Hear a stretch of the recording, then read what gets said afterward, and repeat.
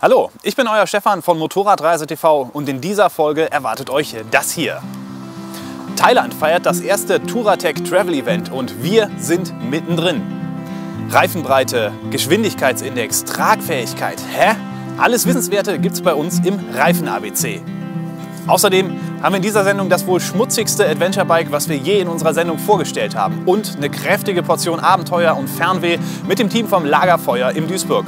Außerdem, schnell sein lohnt sich, wenn ihr nämlich eine Reise mit Touratech-Gründer Herbert Schwarz nach Madagaskar gewinnen wollt.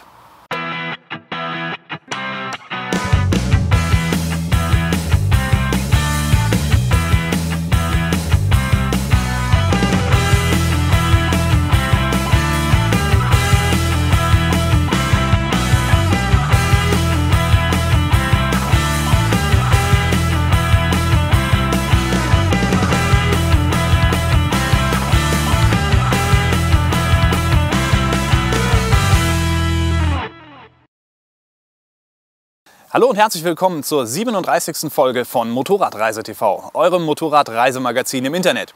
Ich könnte jetzt sagen, die Zeit vergeht wie im Flug. Nicht nur, weil jetzt schon die Dezemberausgabe ansteht, sondern weil wir wirklich seit unserem letzten Dreh in Spanien für Male Lobo mehr Zeit am Flughafen als irgendwie zu Hause verbracht haben.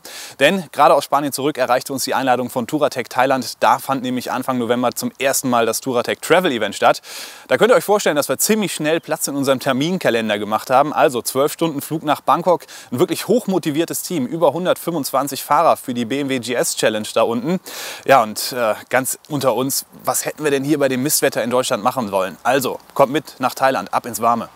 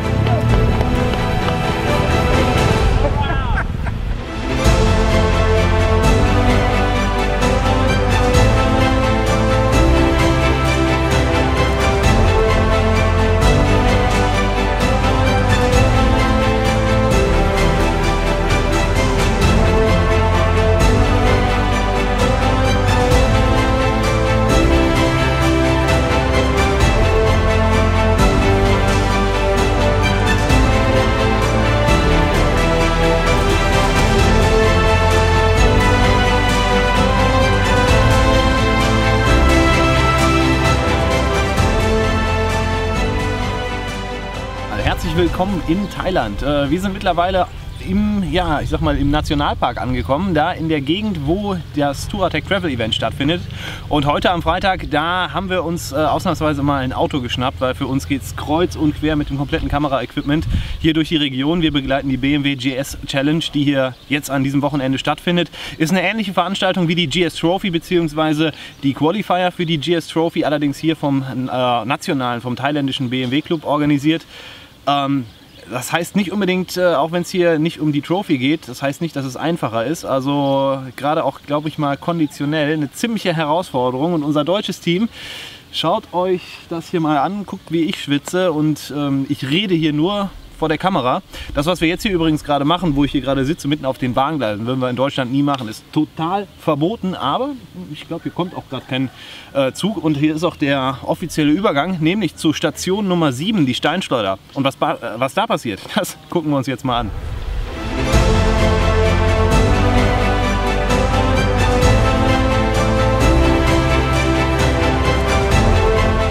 Also nicht nur Geschicklichkeit war gefragt, sondern auch Enduro-Können, Präzision und Teamwork auf den insgesamt 16 Stationen in dieser wunderbaren Traumkulisse. Wir sind den Teilnehmern den ganzen Freitag lang auf den Fersen geblieben und haben auf diese Weise die Region rund um Pakchong auch für uns mal so ein bisschen erkunden können.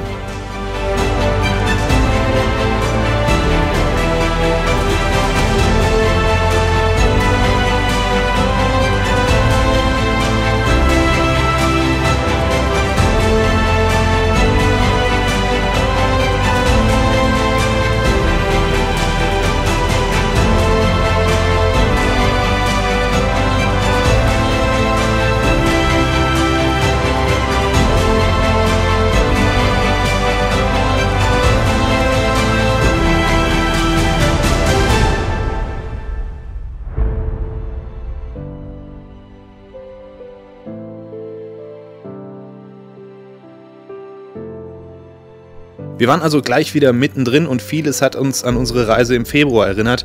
Aber jetzt war einfach nicht die Zeit, um in Erinnerungen zu schwelgen, denn auf dem Eventgelände des Tongson Boom Club, da laufen schon die Vorbereitungen für das erste Travel-Event in Thailand.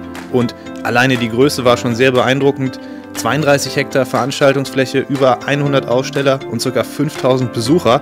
Das sind die reinen Zahlen zum Event, aber ich glaube, die Bilder sagen in diesem Fall mehr über die einmalige Atmosphäre auf dem Event aus.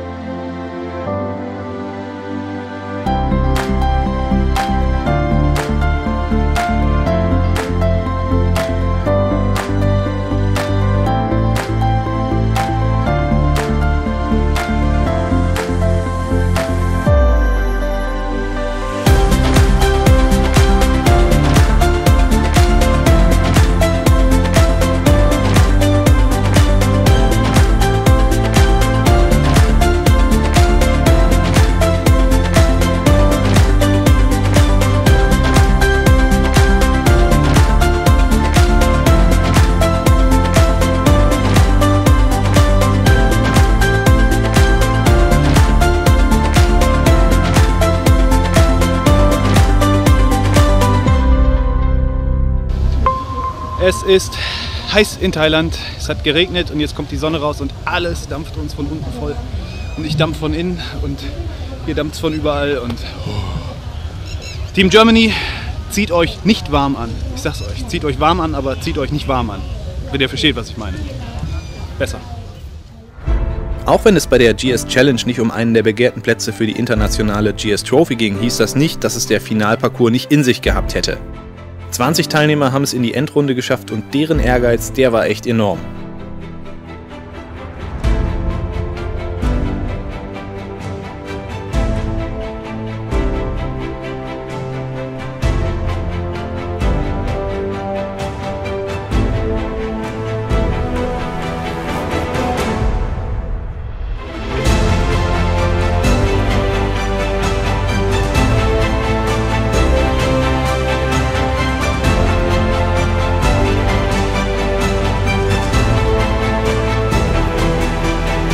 Der Parcours auf dem Eventgelände hat es also so richtig in sich und hat schon einige Fahrer an ihre Grenzen gebracht und uns übrigens auch bei 30 Grad und nahezu 100% Luftfeuchtigkeit.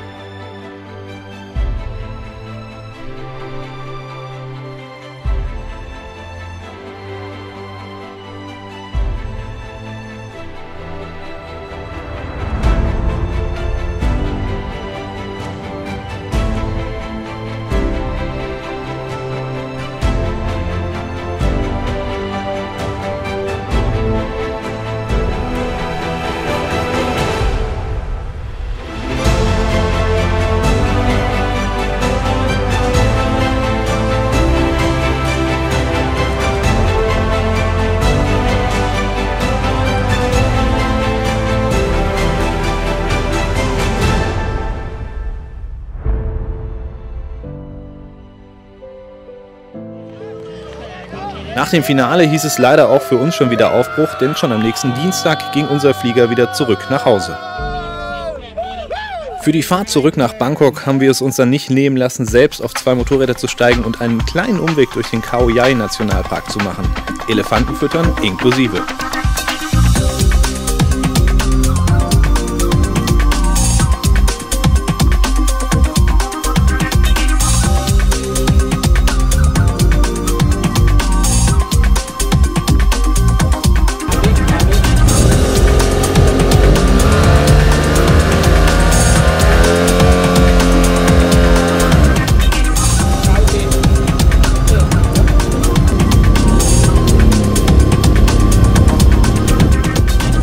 Wir sind jetzt hier im Khao Yai Nationalpark und hier leben noch 300 wilde Elefanten. Also nicht so zahme Schmusetiere, wie wir eben gefüttert haben, sondern echt wild. Und bevor wir hingekommen sind, hat man uns erstmal Fotos und Videos gezeigt von den Elefanten hier aus dem Park, wie sie sich auf Autos draufsetzen, wie sie Motorräder zerschmettern. Und Autos kaputt machen. Und jetzt hat Janan so ein bisschen Angst und wir haben einen Zettel bekommen, da steht drauf, was wir machen müssen, wenn wir Elefanten sehen. Auf keinen Fall? Auf keinen Fall aus dem Auto aussteigen. Werden wir nicht machen, machen wir auf keinen Fall. Wenn die auf uns zukommen, sollen wir mit dem Auto langsam rückwärts fahren. Wird ein bisschen schwierig, wir geben aber unser Bestes. Hoffentlich sehen wir die nicht, wenn wir gerade bergab fahren. Und ansonsten heißt es ruhig verhalten und auf eine Gelegenheit zur Flucht warten und dann durchstarten. Keine lauten Geräusche, kein helles Licht, keine Kamerablitz. Wird schon schief gehen, ne? Dürfte eigentlich überhaupt nichts passieren. Also wir sind ja nicht im Auto da, deswegen ist das für uns ja easy. Klar, brauchen wir wir gar können keine Angst einfach haben. wegrennen in den Busch und Genau. da sind dann noch Tiger und so. Ich sehe schon, Janan schmeißt das Motorrad einfach irgendwo hin und läuft weg. Und dann finde ich Nur, die nicht mehr. dass die Elefanten schneller sind als ich. Jo. Okay, wir probieren es. Wir sehen uns. Jo, vielleicht.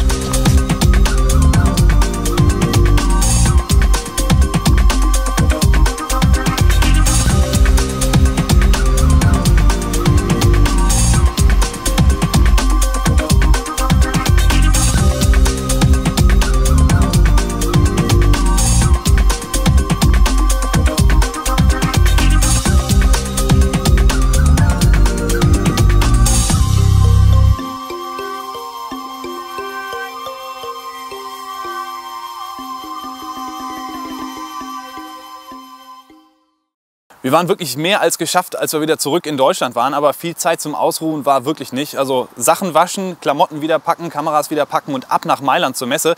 Ausnahmsweise waren wir da mal nicht für unsere Sendung aktiv, aber auch zu Hause in der eigenen Garage ist es ja schön zu dieser Jahreszeit und wir haben uns mal wieder einem Thema gewidmet, ohne dass beim Motorradfahren überhaupt nichts läuft, nämlich Reifen. In einer von unseren letzten Sendungen haben wir ja schon ausführlich über das Thema Winterreifen berichtet, aber es gibt noch so viel mehr zum Thema Motorradreifen zu wissen. Und ehrlich gesagt, mir geht es auch manchmal so, dass ich überhaupt nicht weiß, wofür stehen eigentlich die ganzen Angaben hier auf dem Reifen. Also, wie finde ich die richtige Reifengröße, was ist der Tragfähigkeitsindex und was ist die zulässige Höchstgeschwindigkeit auf dem Reifen? All das werden wir heute mal erklären in unserem Reifen ABC. Welche Angaben finden wir jetzt also auf so einem Reifen? Ich habe hier von unserer Tenere aus dem Sommer, von unserem Dreh, noch einen Dunlop Trailsmart in der Garage und damit haben wir schon mal 2 Angaben, die wir auf jedem Reifen finden. Also in diesem Fall Dunlop, der Hersteller, und Trailsmart, die Typen- oder Modellbezeichnung. Aber es gibt natürlich noch viele weitere Informationen, die wir hier drauf finden. Und ja, ich sag mal, die wichtigste oder gängigste ist natürlich die Reifengröße oder die Reifendimensionen. In diesem Fall haben wir hier 130 80 R17 MC 65H. So, das ist jetzt erstmal eine Reihe an Abkürzungen und ich werde mal kurz erklären, wofür das überhaupt steht. Wir gehen der Reihe nach vor. Fangen wir an mit den 130. Das ist die Reifenbreite in Millimeter. 80, die Zahl, das bezieht sich auf die Reifenhöhe, immer in Prozent gemessen von der Reifenbreite. Also die Höhe des Reifens beträgt 80% von 130 Millimetern. R, das ist eine Kennung für die Bauweise des Reifens, das ist ein Radialreifen. 17 besteht für den Reifeninnendurchmesser oder den Felgenaußendurchmesser, also das Ding kommt auf eine 17 Zoll Felge. Die Abkürzung MC, das steht für Motorcycle, also es handelt sich hierbei definitiv um Motorradreifen. Und dann haben wir hier noch die 2 Kennungen 65 und H. Was ist das? 65, das ist der Tragfähigkeitsindex des Reifens und das gibt an, mit wie viel Kilo ihr den Reifen belasten könnt. Es steht natürlich jetzt nicht für 65 Kilo, sondern 65 ist die Kennzahl für eine Tragfähigkeit von 290 Kilo. Und H, das ist der Geschwindigkeitsindex, also die zulässige Höchstgeschwindigkeit mit diesem Reifen. Und H, laut der Tabelle, steht für 210 Kilometer. Das sind also schon mal die wichtigsten Angaben, die wir auf so einem Reifen finden. Bei älteren Motorradreifen, da ist es oft so, dass die Dimensionen des Reifens etwas anders angegeben werden, also nicht in Millimeter, sondern zum Beispiel, ich habe zu Hause noch einen alten MZ-Reifen, der ist angegeben mit 3,5 mal 18. Das bedeutet 3,5 Zoll in der Breite, das wird also in Zoll und nicht in Millimeter angegeben und 18 steht für den Felgendurchmesser, also 18 Zoll Felge, wo der drauf kommt. Wenn ihr euch fragt, was das jetzt gerade eben mit dem Geschwindigkeitsindex und dem Tragfähigkeitsindex auf sich hat, wir listen hier unten in der Beschreibung des Videos nochmal die kompletten Tabellen auf, da könnt ihr nochmal nachlesen, wofür zum Beispiel 65 oder H steht, das heißt Tragfähigkeit oder Geschwindigkeitsindex, einfach nochmal zum Nachlesen hier unten in der Beschreibung des Videos. Es gibt natürlich noch weitere Informationen, die auf so einem Reifen draufstehen und eine der wichtigen Informationen ist das Herstellungsdatum. Wo findet man das? Das ist auf dem Reifen eingeprägt und sieht ungefähr so aus. Bei uns steht hier die Angabe 1315 und wie kann man jetzt auf das Alter schließen? Ganz einfach, die erste Zahl 13, das steht für die Kalenderwoche und 15 ist das Jahr, also der Reifen ist aus der 13. Kalenderwoche 2015. Empfehlung ist übrigens, so einen Reifen nicht länger als 6 Jahre zu benutzen, denn auch der unterliegt einem Alterungsprozess. Das heißt, er wird mit der Zeit einfach nicht besser. Das Gummi kann porös werden, es kann rissig werden, der Gummi härtet aus, ihr habt weniger Grip. Also achtet darauf, dass ihr eben keinen zu alten Reifen drauf habt. Was muss ich beim Montieren vom Reifen beachten? Auf jeden Fall die richtige Laufrichtung. Hier ist ein Pfeil und das ist der Laufrichtungsanzeiger. Das heißt, später soll unser Reifen auf der Felge mit dem Motorrad, wenn wir nach vorne fahren, natürlich so rumrollen. Das ist wichtig, damit der Reifen durch seinen Aufbau und sein Profil natürlich seine optimalen Fahreigenschaften auf die Straße bringen kann. So, kommen wir ein bisschen zu den gröberen Stollen, zum Reifen hier und da finden wir nämlich noch eine weitere wichtige Information, nämlich das Kürzel M&S. Ihr wisst ja noch aus unserem Winterreifenbeitrag, M&S-Reifen sind keine expliziten Winterreifen, aber es sind wintertaugliche Reifen, mit denen ihr im Winter auf jeden Fall unterwegs sein dürft. Ihr findet also die Kennzeichnung M+S auf einem M&S-Reifen oder wenn ihr einen expliziten Winterreifen habt, findet ihr auch das Schneeflockensymbol da drauf, beim Motorradreifen wohl eher seltener, aber auf jeden Fall auch eine wichtige Sache zu wissen, M&S, den dürft ihr im Winter fahren.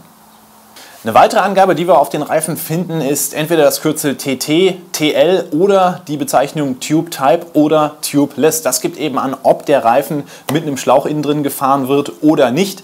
Es gibt auch Reifen, da kann man beides eben mitmachen und das hängt dann von eurer Felge ab. Also wenn ihr zum Beispiel Speichenfelgen habt, die nicht nochmal irgendwie von innen abgedichtet ist, dann braucht ihr auf jeden Fall einen Schlauch. Also Tube Type oder Tubeless steht für die Abkürzungen TT oder TL. Für uns sind natürlich die Reifen interessant, die wir auch auf der Straße fahren dürfen und die erkennt ihr am E- bzw. DOT-Prüfzeichen. Es sind beide drauf auf einem Reifen üblicherweise. Es gibt natürlich Reifen, die sind rein für die Rennstrecke gedacht oder für die Motocross-Strecke oder sonst irgendwas. Da findet ihr oftmals die Abkürzung NHS, No Highway Service. Das heißt, mit NHS-Reifen dürft ihr nicht auf die Straße, dann habt ihr eben keine Zulassung mehr. Viele Informationen also auf so einem Reifen, aber das war noch nicht alles. Zum Abschluss vielleicht noch eine Angabe, die wir auf sehr vielen Reifen finden. Das ist nämlich der empfohlene Luftdruck. Leider nicht immer in dem hier gebräuchlichen Bar angegeben, sondern oft in Kilopascal oder PSI. Aber die meisten Luftdruckprüfer, die haben eben eine entsprechende Skala, wo ihr auch den Wert eben ablesen könnt.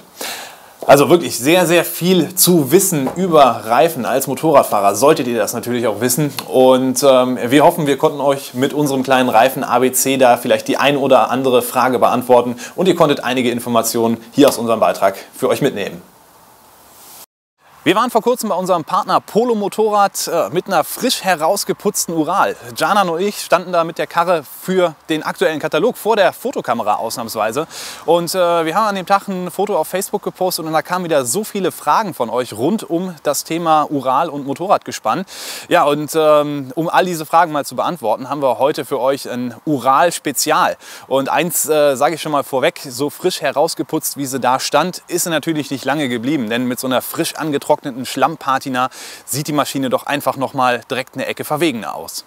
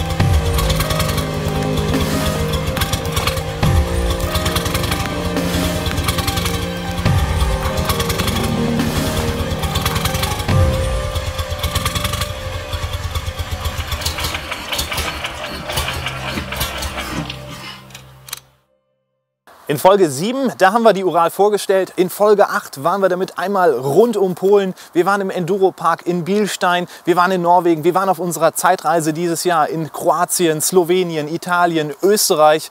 Ja, und alle Folgen und alle Videos aus unserem Channel, die gibt es bei uns auch nochmal auf dem YouTube-Kanal in einer extra Ural-Playliste zusammengefasst. Da findet ihr also wirklich alle Videos zu unserem Motorrad, inklusive unserer Werkstatt-Episode mit Pirate Racing. Da war sie nämlich dieses Jahr auf dem Prüfstand. Da gibt es also auch nochmal interessante technische technische Daten und die gibt es nämlich jetzt erstmal. Fangen wir mit dem Motor an. Also man kann wirklich sagen, Herzstück von der Ural, das ist der 750 Kubik Boxermotor, also Zweizylinder Boxer. Bei uns noch ganz oldschool mit Vergaser, Gemischaufbereitung. Ja, und das Aggregat hier in der Ural, das liefert satte 40 PS.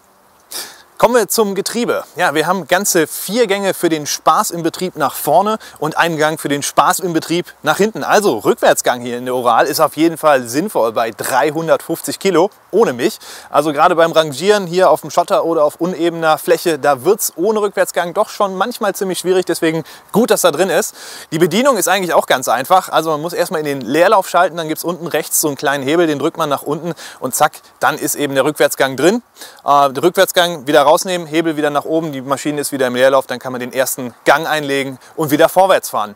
Die Schaltung ist ein bisschen anders als beim normalen Motorrad, also da gibt es halt nicht den normalen Schalthebel, das heißt erster Gang runter und dann einfach hochziehen. Nein, das ist eine Schaltwippe, also auch vorne drauf treten, runterschalten und dann hat man aber hinten noch einen Hebel, wo man mit der Hacke drauf treten kann und damit schaltet man dann hoch. Ist eigentlich recht komfortabel mittlerweile und die Umgewöhnung, wenn man jetzt vom Solo-Motorrad auf das Motorrad mit der Schaltwippe steigt, die fällt eigentlich auch nicht schwer. Ja, ein echter Leistungsfresser, dafür aber wartungsarm ist der Kardanantrieb. Bei unserer Prüfstandsmessung bei Pirate Racing Anfang diesen Jahres haben wir von den 39 oder fast 40 PS Getriebeausgang mit unserem Reifen, dem grobstolligen Heidenau, hinten am Hinterrad nämlich nur noch ungefähr 27 PS übrig gehabt. Wie dem auch sei, also frisst natürlich ein bisschen was, reicht aber für Geschwindigkeiten jenseits der 100 km/h Marke. Ja, und viele Leute sagen immer, oh, die Ural ist so langsam. Dann sage ich, ja, das stimmt. Fährt 100, auf der Autobahn und im Wald. Bei unserem Modell, der Ural Sportsman hier von 2013, haben wir noch eine weitere Besonderheit und das erkennt ihr hinten an dem kleinen Aufkleber auf dem Beiwagen, nämlich 2WD, also Two-Wheel Drive. Wir haben nämlich die Möglichkeit, den Beiwagen bzw. das Beiwagenrad mit dazu zu schalten. Also wenn man sich mal ganz fies festgefahren hat, irgendwo im Schlamm, im Schnee, vielleicht auf einer nassen Wiese, wenn man bergauf fahren will, gibt es hier auch einen kleinen Hebel. Mit einer Umlenkung geht das nach hinten und dann wird eben nämlich die zusätzliche Welle aktiviert, die den Beiwagen antreibt. Da ist kein Differential dazwischen, also es ist starr. Beide Räder drehen sich wirklich mit der gleichen Geschwindigkeit. Ja, und wenn man das auf einem griffigen Asphalt reinmachen würde, dann wird es euch in der nächsten Kurve einfach nur noch geradeaus wegschieben. Aber so im Gelände eine super Sache. Haben wir jetzt auch kürzlich mal wieder ausprobiert. Und naja, ihr seht ja, normalerweise putzen wir die Motorräder, das haben wir hier nicht gemacht. Das Ding ist eben eine echte Geländesau. Ja, guckt mal nach hier vorne und da stellt man fest, das sieht ein bisschen komisch aus. Nicht, weil ich sie nicht geputzt habe, sondern wegen dieser komischen Konstruktion hier. Was ist das? Das ist anders als bei einem normalen Motorrad. Das ist keine Gabel, sondern eine geschobene Schwinge. Warum so eine Konstruktion? Dafür muss man ein bisschen in die Fahrphysik von solchen Gespannen mal eintauchen. Hier muss man nämlich wirklich lenken und auch lenken in die Richtung, wo man hinfahren will. Das heißt, ich möchte nach links fahren, lenke nach links, möchte nach rechts fahren, lenke auch nach rechts. Das braucht enorm viel Kraft und deswegen halt diese Unterstützung durch diese geschobene Schwinge. Außerdem der Vorteil dabei, dass es eben den Geradeauslauf noch weiter stabilisiert. Also das gewohnte Fahren wie mit einem Solo-Motorrad mit Lenkimpuls, was euch der ADAC beigebracht hat, das könnt ihr auf einem Gespann komplett vergessen. Das funktioniert nämlich komplett anders. Was auch immer viele fragen, gerade hier vorne, ist die Brembo-Bremse. Und die ist wieder erwarten original von Ural. Es gibt es eben seit ein paar Jahren schon mit Scheibenbremse vorne. Also unser Modell, die 2013er Sportsman, hat eben eine Scheibenbremse. Hinten sind noch 2 Trommeln, hat noch den Vergaser. Die neueren Modelle ab 2014, die kommen mit 3 Scheibenbremsen und eine Einspritzanlagung, also eine riesengroße Revolution bei Ural. Ja, hinten die Trommelbremsen. Wer ein Motorrad mit Trommelbremsen hat, kennt das. Es ist ein bisschen fummelig, die immer einzustellen und da muss man halt auch wirklich öfters mal nachstellen. Und hier haben wir noch die Besonderheit, wir haben halt 2, eine links, eine rechts. Und da muss man doch schon immer gut gucken, dass sie gut aufeinander abgestimmt sind, weil sonst bremst das Motorrad, entweder zieht dabei nach links oder nach rechts. Das wollen wir nicht haben, deswegen ist hier immer ein bisschen Synchronisation und Gefummel angesagt. Ja, zum Thema Reifen und Räder. 19 Zoll Felgen, 19 Zoll Reifen hier drauf, ein grobstolliger von Heidenau. Das ist jetzt kein expliziter Gespannreifen, das heißt, man könnte ihn auch auf einer normalen alten Enduro zum Beispiel fahren. Da gibt es, glaube ich, einige Freigaben für. Alle 3 Räder haben die gleichen Reifengrößen, auch die gleichen Felgengrößen. Hinten die Felgen mit den Trommelbremsen, die kann man untereinander auch austauschen. Und das ist sehr praktisch, weil gerade der Reifen auf dem Antriebsrad, der verschleißt verhältnismäßig schnell im Vergleich zu den anderen. Und den kann man dann einfach nach ein paar tausend Kilometern mal mit dem Reifen vom Beiwagen eben wechseln. Das komplette Rad wird ausgebaut, getauscht und das passt wunderbar zusammen. Wo ich gerade von den Bremsen gesprochen habe, eine Sache ist mir noch eingefallen und das ist der Fußbremshebel. Der sitzt hier unten, wo er natürlich sonst auch immer sitzt, aber hier bei der Ural ist der echt beschissen. Also der ist vom Winkel und vom Abstand zur Fußraste so dermaßen unmöglich angebracht, dass man echt Schwierigkeiten hat, vorne mit der Fußspitze genug Druck aufzubauen, um eben eine entsprechend große Bremswirkung zu erzielen. Gerade ein Problem ist das, wenn man halt etwas steifere Enduro- oder Crossstiefel anhat, dann hat man also wirklich kaum die Möglichkeit, da vernünftig aufs Pedal zu drücken. Anders ist das bei den neueren Modellen eben ab 2014. Da habe ich schon mal auf einer Probe gesessen und das erste, was mir aufgefallen ist, hey, die haben endlich mal diesen beschissenen Bremshebel verbessert. Ja, ansonsten, wo ich gerade drin sitze, hier der Beiwagen, der bietet Platz für, ich sag mal, mindestens 3 Kästen Bier oder ein Beifahrer bis zu, ich sag mal, 1,90 Körpergröße. Die haben hier eigentlich noch relativ bequem drin Platz. Ist auch zusätzlich noch mal gefedert, also recht komfortabel, außer wenn ich damit mal so wirklich heftig durchs Gelände fahre. Außerdem sehr praktisch ist nämlich noch der abschließbare Kofferraum. Da würde auch noch mal ungefähr ein Kasten Bier reinpassen. Also genug Gepäckmitnahmemöglichkeiten schon von Haus aus hier in der Ural. Wer sich halt nicht entscheiden kann, nehme ich noch 2, 3 Unterhosen auf die Reise mehr mit. Kauft euch ein Gespann und diese Sorgen sind alle vergessen. Ja, der Sitz, der sieht nach Folter aus, ist es aber überhaupt nicht oder ist überhaupt kein Folterinstrument. Gerade mit der dazu gelieferten Komfortauflage, ja, ein Cordura-Material und dann wirklich nur ein ganz hauchdünner Schaumstoff eingearbeitet. Das Ganze macht den Sitz hier wirklich zum besten Langstreckensitz, den ich je erlebt habe. Zumindest für meinen Hintern passt der wirklich prima. Das Einzige, was euch wirklich am langen Fahren ein bisschen hindert, das ist der Tankinhalt. Ich glaube, etwa 18 Liter passen da rein, inklusive Reserve. Ich habe einen Verbrauch von ca. 8 bis 9 Litern immer im Durchschnitt und ja, das reicht für etwas über 200 Kilometer gerade mal. Das heißt, öfters mal Tankstopp machen. Wichtig ist dabei eben auch hier 10 Liter Reservekanister. Ja, und beim Verbrauch spielt es gar nicht mal so wirklich eine Rolle, ob ihr jetzt noch jemanden mit drin sitzen habt, ob ihr hier noch Gepäck drin habt. Also bei mir ist da eigentlich kaum ein Unterschied festzustellen, ob ich jetzt alleine fahre oder mit jemandem zusammen. Es ist immer so zwischen 8 und 9 Litern. Natürlich kann man das Ganze noch ein bisschen in die Höhe treiben. Ich glaube, den Maximalwert, den ich mal hatte, waren 12 Liter. Da war aber schon wirklich viel Gas im Gelände mit dabei. Aber ansonsten eben, wie gesagt, eine Reichweite von etwa 200 Kilometer, Verbrauch 8, 9 Liter, Reservekanister dabei und alles ist gut. Ja, Liebe zum Detail, möchte man doch sagen, wenn man so ein Kultmotorrad hier sieht. Das hat wirklich Charme und Charakter irgendwie. Liebe zum Detail auch irgendwo deshalb, ja, weil hier findet man so viele interessante Sachen. Also vorne halt diese massive Brembo-Bremse, die doch die Bremsleistung enorm steigert bei dem Ding. Ich habe irgendwas gehört, Zündung Elektrik von Ducati, oh, ganz böse. Machte allerdings auch überhaupt keine Probleme bei dem Ding. Das Schärfste, was ich gefunden habe, war ein Gummihalter, ich glaube von der Zündeinheit, der ist von Husqvarna, also wirklich ein Sammelsurium und man möchte meinen vielleicht, dass die Ingenieure bei Ural andere Sachen oder bessere Sachen zu tun haben, als Motorräder zu entwickeln, weil, wenn man sich mal genau anguckt, irgendwie hat man da so das Gefühl, als würde man hier erst mal gucken, passt es irgendwie dran oder müssen wir was neu entwickeln und man bevorzugt wohl immer die Lösung, es passt noch dran, bauen wir es eben so. Nein, Spaß beiseite, die komplette Verarbeitungsqualität, auch die Qualität vom Motorinnenleben mit den ganzen Lagern, das hat sich in den letzten Jahren deutlich verbessert und deutlich gesteigert. Warum? Ja, man sagt zum Beispiel, dass ja, der russische Markt eigentlich komplett tot ist für die Urals. Die fahren jetzt wohl auch lieber irgendwie Japaner oder BMW und Ural lebt halt hauptsächlich vom Export, das heißt Europa und Amerika ist ein ziemlich großer Markt und da sind dann doch schon andere Qualitätsstandards gefragt, wie zum Beispiel eine Grundierung unterm Lack, entgratete Kanten und. All das gibt es jetzt natürlich bei der Ural. Das heißt, dieses böse Image von wegen unzuverlässig, nicht haltbar und so weiter, das ja, hat die Ural einfach in den letzten Jahren abgelegt. Butter bei die Fische, was war bei uns los? Nach circa 1,5 Jahren und etwas mehr als 14.000 Kilometern so ein leichter Kolbenfresser. Warum das war, wissen wir immer noch nicht genau. Wir vermuten irgendwo vielleicht mal Falschluft gezogen. Das kann vielleicht mal vorgekommen sein.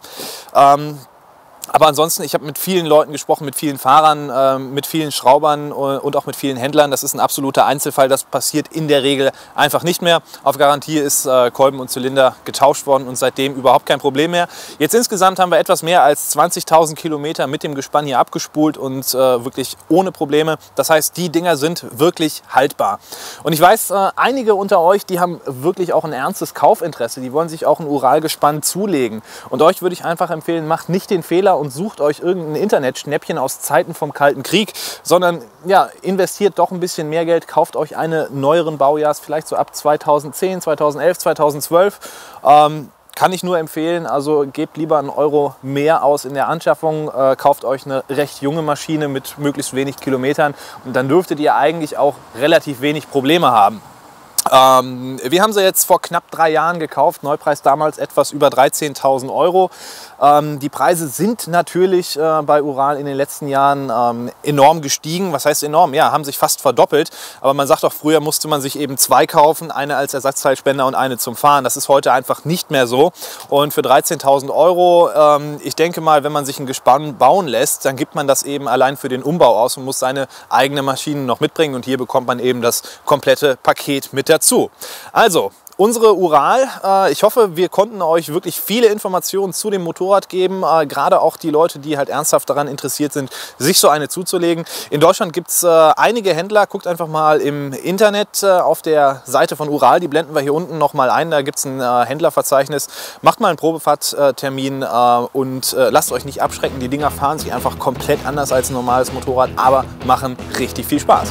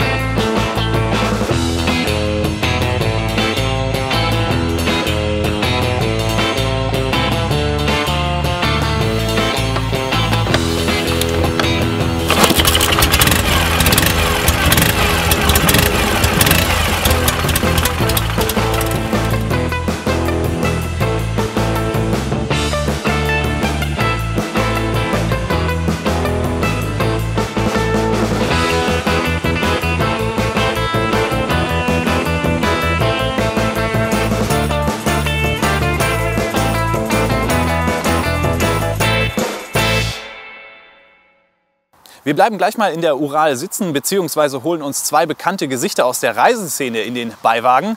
Claudio und Bruno vom Team Lagerfeuer, die setzen nämlich in Duisburg die Tradition der Reisevorträge wieder fort. Alle Infos, die gibt es dazu jetzt im Interview.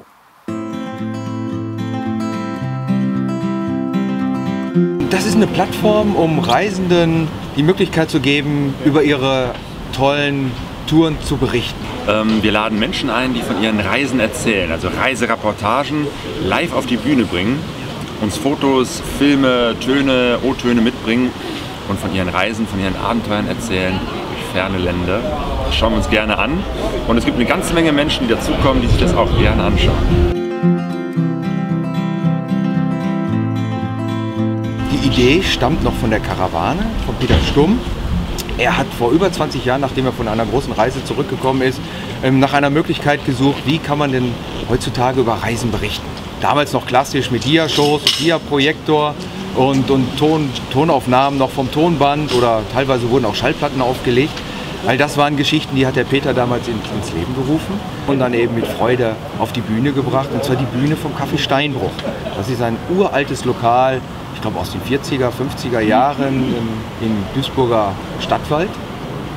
Und irgendwann hat der Peter dann aufgehört mit der Karawane und Axel, Heinz und ich haben gesagt, diese Tradition oder diese Idee, Reisevorträge auf die Bühne zu bringen, ist so gut, wir müssen das weitermachen. Peter war begeistert, dass er ja Nachfolger gefunden hat und so entstand dann das Lagerfeuer-Team. Wir haben gesagt, wir brauchen aber noch mehr Support, wir brauchen noch Unterstützung und wir brauchen vor allen Dingen Leute, die fürs Lagerfeuer brennen. Und das waren dann eben unsere Freunde Claudio und Sonja. Die beiden haben super Erfahrung, gerade im Bereich Medien. Wissen wir genau, Pegaso-Reise ist ein ganz tolles Forum. Ja, und so entstand dann eben das Team aus 5 Köpfen ums Lagerfeuer. Und wir führen jetzt diese Tradition fort, weiterhin im Café Steinbruch, um eben Leuten diese tollen Reisevorträge zu zeigen.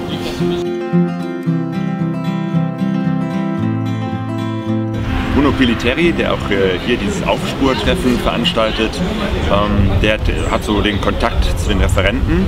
Wir haben den Heinz Schulze, der die Kasse macht. Das heißt, man kann bei uns die Karten vorbestellen per E-Mail und dieses ganze System verwaltet eben halt der Heinz und der ist eben halt auch immer vor Ort. Bei ihm kann man die Karten kaufen. Der Axel, ganz wichtige Person, der macht die Technik. Ohne den wird das Ganze nicht funktionieren. Sonja schreibt den Newsletter und ich kümmere mich so ein bisschen um die Homepage.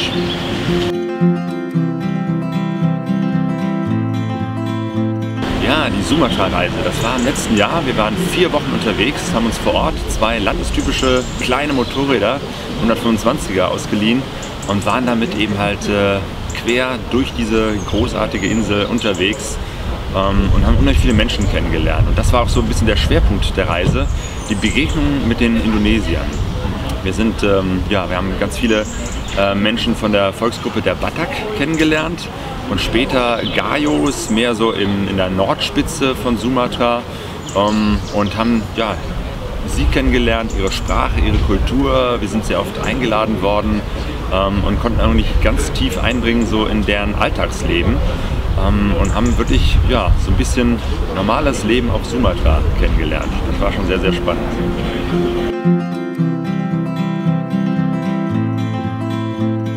Ja, auf jeden Fall. Das ist eigentlich auch unser Zeitraum, in dem wir Vorträge zeigen, weil im Sommer sind wir selber unterwegs. Wir haben unsere Treffen. Das Publikum ist natürlich auch unterwegs. Die Leute, die Reiseszene oder die Reiseinteressierten sind im Sommer alle unterwegs. Und so haben wir gesagt, unsere Vortragssaison beginnt immer im Oktober und wird immer Anfang April enden. Wir haben dieses Jahr gestartet mit dem Indien-Vortrag vom Aufspur-Team, Highway. Jetzt im Dezember gibt es einen tollen Vortrag von der Familie Kaitinis über Marokko. Wir werden im Januar mit den Dune Hoppers weiterfahren, und zwar Alaska, Kanada. Danach machen wir eine Tour mit Manfred Hofmann quer durch Afrika. Und dann gibt es noch mal eine ganz, ganz tolle Zeitreise mit einem Referenten aus Polen, mit Lukas.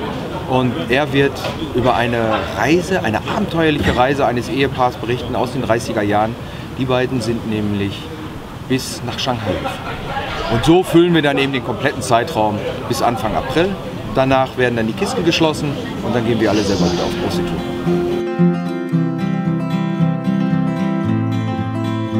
Das Aufspurteam besteht aus 7 Freunden. 7 gute Freunde, alles Arbeitskollegen. Und wir sind auf ungewöhnliche Art und Weise dann eben auf unseren Reisen unterwegs. Das heißt, angefangen haben wir im Winter. Wir haben tolle Wintertouren gemacht auf Solomaschinen durch Russland. Wir sind über die zugefrorene Ostsee gefahren. Wir waren im Baltikum. Wir waren auf Spurensuche nach der Burg von Dracula mitten im Januar. Und so wuchsen dann immer mehr und mehr diese verrückten Reiseideen. Wir waren im Himalaya unterwegs, auf Enfields. Wir haben Straßen gesucht, die es eigentlich gar nicht gibt. Wir wollten einfach mal gucken, kann man da entlangfahren, ja oder nein. Das hat funktioniert. Und das Aufspurteam macht darüber eben dann auch Reisevorträge und Berichte. Und so haben wir uns dann eben auch in der Reiseszene etabliert. Und es macht immer wieder Spaß, vor Publikum aufzutreten.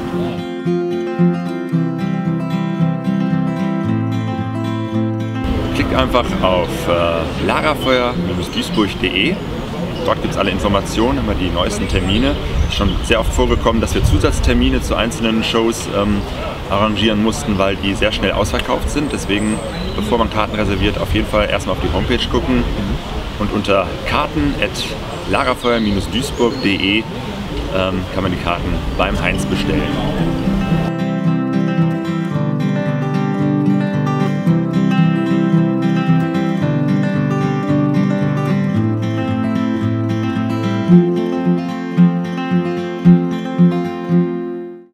Ihr habt jetzt selber Fernweh bekommen? Ja, dann schnappt euch eure Videokamera, legt eine frische Speicherkarte und einen frischen Akku ein, denn ihr könnt euch noch bis zum 15. Dezember für United People of Adventures bewerben und zusammen mit Touratech-Gründer Herbert Schwarz eine Reise nach Madagaskar gewinnen. Was ihr dafür machen müsst, das erfahrt ihr im nächsten Video. Explore the world on a motorcycle. Create unbelievable memories.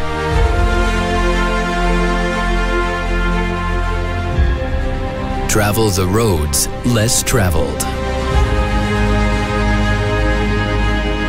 Be in touch with the fascinating people you meet along your way. Let them tell you their stories. Don't have any expectations. Trust your gut feelings. The founder and CEO of Touratech and his travel writer-photographer wife look back on a long history of motorcycle adventures which have taken them to the far corners of this globe. And their journey continues, maybe with you. This time, we don't want to ride alone. We are looking for other adventure riders. We want to be on the road with you. Herbert and Ramona want to form a team named United People of Adventure. Each one of the team members comes from another continent, speaks a different language, has a varied cultural background, along with a unique set of skills and talents, and of course, a different view and approach of the world. Man or woman, we all share the same spirit of adventure. What you need to do, upload a 3-minute video about yourself. Tell us why you want to travel with us.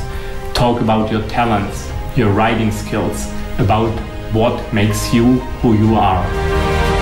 Herbert, Ramona, and their team will personally select the most appealing stories of the most charismatic people. Remember that this trip is not only about riding skills, but most importantly, team spirit. For more information, check out our website, United People of Adventure. Be part of it.